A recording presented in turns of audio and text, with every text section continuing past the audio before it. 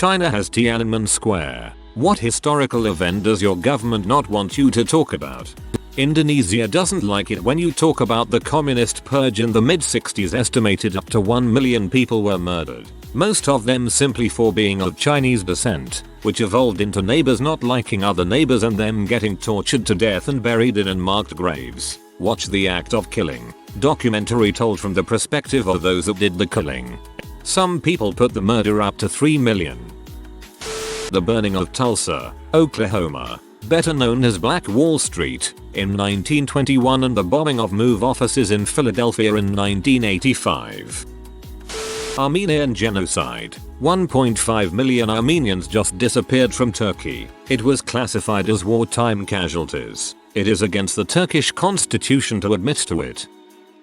I'm Czech. For us it's probably the expulsion of Germans from the Sudetenlands after World War II. It was done in retaliation to the Nazi rule during the war. A big part of the motivation was that a lot of Sudet Germans were pretty strong Nazi supporters. And secondly, as pure revenge for things like the concentration camps and things like Lidice, a village massacred and burned in retaliation for the assassination of Reinhard Heydrich. However, it can be very successfully argued that this was a form of ethnic cleansing. An entire population was forced to leave their home with only what they could carry on their back. There were cases of indiscriminate attacks and beatings of Germans. This event is taught in Czech schools, but not to the extent it should. Part of that is that the Czech government wants to avoid reparations to Germany.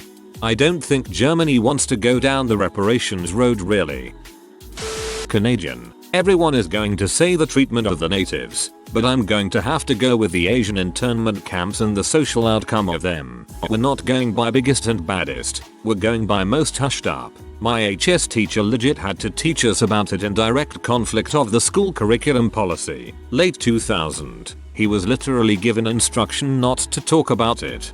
That's not much of a secret anymore. I graduated mid-2010s and in my province at least we were taught about the Japanese internment camps in high school and grade 7/8. UK has Peterloo massacre. Google it. It's kinda fricked up how little it's known. It was 1819. Post-Napoleonic wars in Manchester around 60-80. 000 people were protesting when cavalry charged into them. I did a bit research on this a couple years ago and I found out that one of my ancestors survived Peterloo because he blocked a sword attack with a cheese sandwich. The Musket Wars in New Zealand. A series of conflicts where Maori tribes who acquired muskets first went about settling old scores against their rivals who were still using stone clubs, decimating them. The conflicts resulted in many thousands of casualties for Maori, and a massive reshuffle of tribal territories in the years before they became set by the treaty with the British. This part of our history doesn't fall into the white abuses naive native category, and is barely taught in schools. The thing about Maori is when they conquer they make no mistake about it, and there's no one left to cry about being mistreated, with their hand out. The Maori genocide of the hunter-gatherer Moriori is particularly sad. Romanian here. For us it's probably Minirada, the mother who started all this, calling for miners to come in a huge horde to the capital to kill protesting students, yelling "We work, we don't think," is still alive today and still has influence in the country. A huge percentage of the population really wants him dead though, and when it will happen, I think we will make it an official holiday. Fingers crossed. Sweden has kind of a goody two shoes reputation, but we've done our share of questionable things. The one that springs to mind is how we stayed stubbornly neutral during World War II, even though our closest kin, Norway and Denmark, were both occupied by the Nazis. Even worse, we allowed Germany to move troops through our territory so as to not antagonize them. We did it to survive, sure, but it was selfish and cowardly and we've felt bad about it since. It's not something the government downplays, though. Exactly, though. Denmark has their fair share of crappy things we've done, both in our imperialist past, but also things like the forced sterilization of psychiatric patients, etc. But it's all out in the open now and new stories pop up all the time. Japan and comfort women. They actively deny comfort women were sex slaves, routinely edit the history, pressure other countries that have monuments and memorials, A lot of the other things in this post are nothing close to similar, all openly talked about and taught. Japan was really fricked up for a while there. The invasion of the Korean peninsula, the things they did in World War II in general, etc. It's great how much they've changed since then. They obviously still have their problems, but they're infinitely nicer now. The fact that the United States government broke every single treaty they signed with the Native Americans, every single one. The Indian reservations in the US are for the most part not even remotely based on the lands that the natives occupied. We stole their lands, shoved them onto reservations where they didn't really live, and murdered them when they dared to resist. This is talked about all the time in American schools though. If the government doesn't want us to know about it, they're doing a really bad job. I don't get most of these answers. China denies the demonstrations ever happened, mentioning it can get you tossed in jail or at least receive a not so friendly visit from the police. All of the events referred to as happening in the US are common knowledge. Historians have written about them. There is genuine outrage among many that they occurred. When they occurred in the modern era, they were front page news. How does that correspond to the treatment in China of Tiananmen? Austria, the fact we had a fascist dictator of our own from 1933 to 1939. I didn't learn about Austrofascism in school till I was 16, and it wasn't even taught till the 90s, because our government was too busy playing Hitler's poor blameless victim. Not to mention you all gave us Hitler in the first place. JK, I know it's not your fault. 3.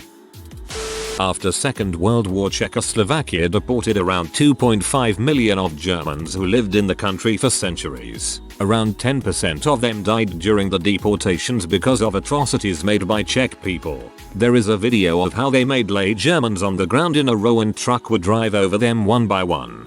Don't forget the Hungarians too. I mean, you wouldn't really expect anything else from the Czechs after what Germans did to them during World War II.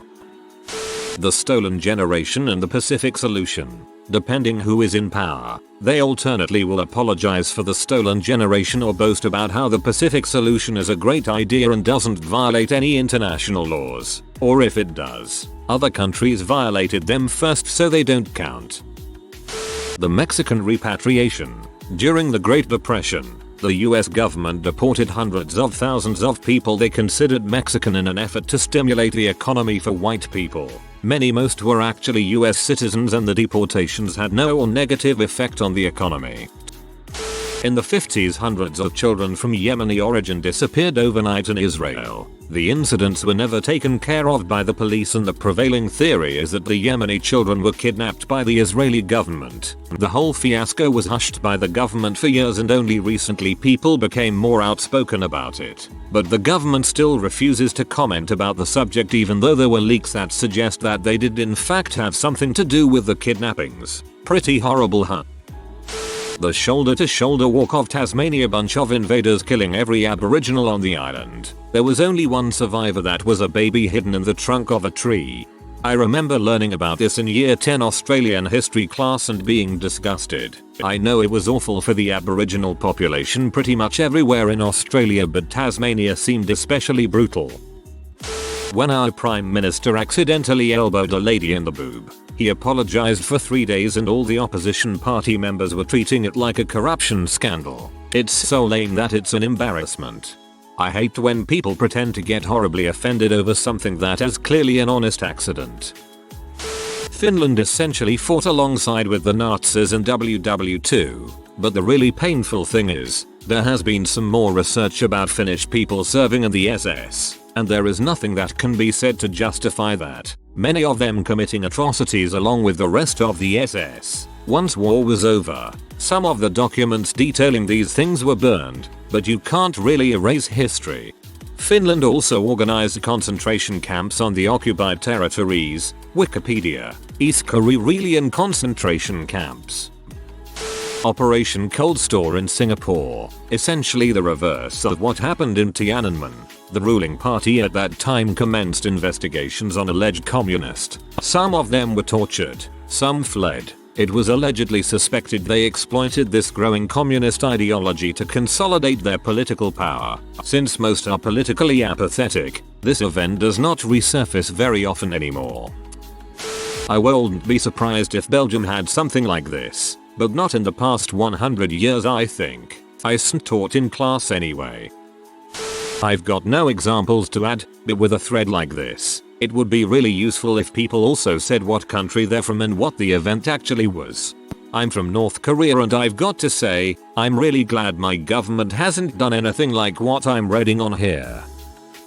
The War of Algeria in France, as well as Vichy France. It's only since 2010 that the French government recognizes these two events as part of French history. Before that, the Algerian War was just some protests for the government, and Vichy France wasn't even really acknowledged as a real government. It's not exactly censored. UK doesn't really have the power to censor things the way China does, but you'd be hard pressed to find someone born in the 90s who knows anything about the troubles in Ireland, unless they are themselves Irish or otherwise directly affected. I was in my 20s before I learned about the atrocities committed by the Black and Tan regiments during what was essentially an unofficial civil war between Ireland and the rest of the UK. It's just not taught in schools. Frankly, I don't think Ireland was ever mentioned in my education. The genocide and cultural destruction of Canada's natives and their land, specifically when talking about residential schools and the 60s scoop. I don't know about you, but they aren't really hiding this, or not talking about it. Wounded Knee Massacre. US Gov does not like being reminded of the fact that the largest mass shooting in its history was the government killing its own citizens. So a few years ago my brother was serving in the exact same army unit, obviously 130 years later, so not the same people, that did the massacre, and there was a guy from the same tribe that got massacred. Yikes. The Area 51 raids we do every year, but we don't remember due to the government having held captive Dr. Doofenshmirtz to create a forgot about detonator.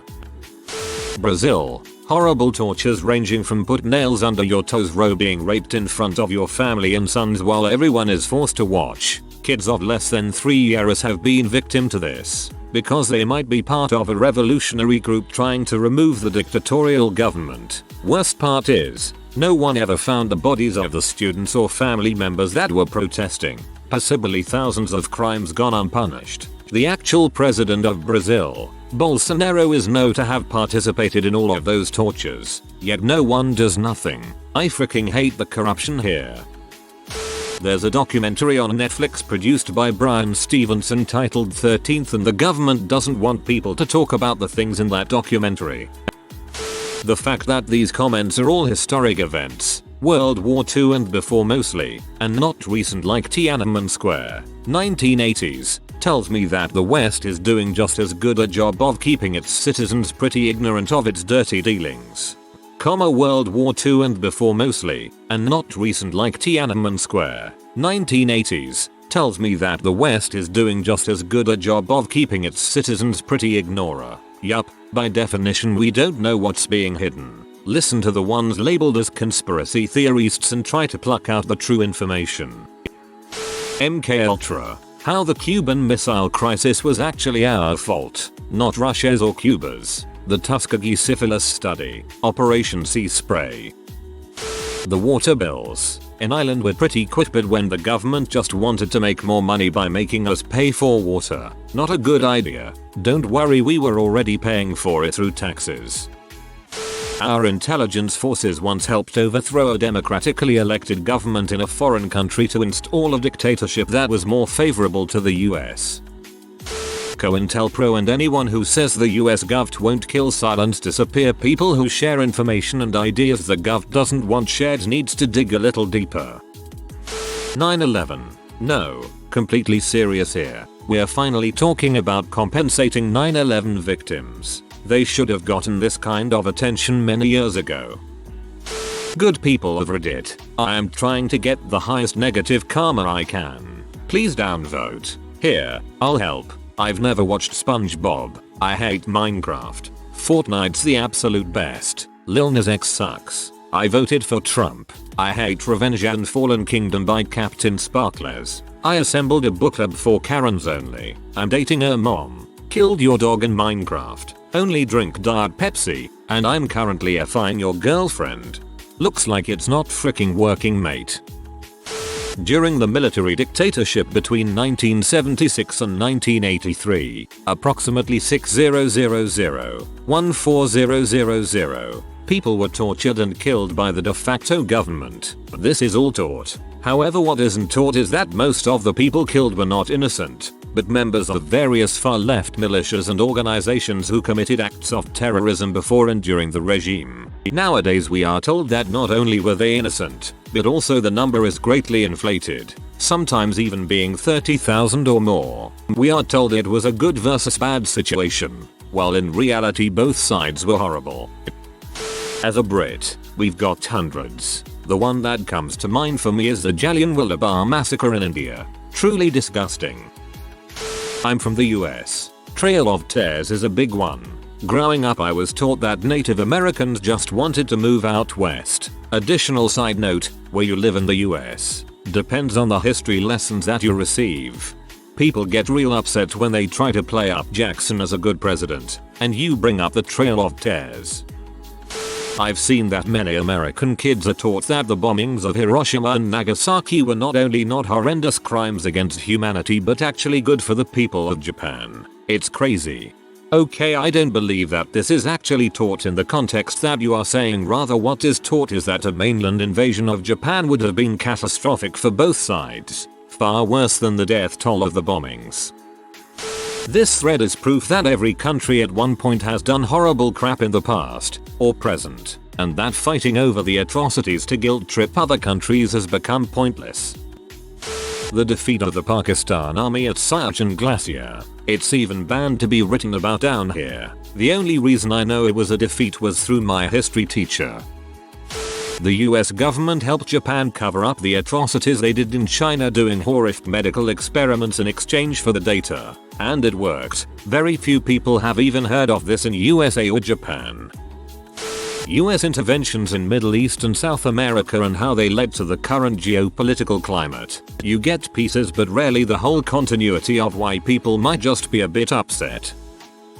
The establishment of trade with feudal Japan. Perry rolled into the port with a couple gunships, didn't work, left, came back with more. It worked. If you are new to the channel, you can subscribe. I publish new videos every day. Until then, check another video.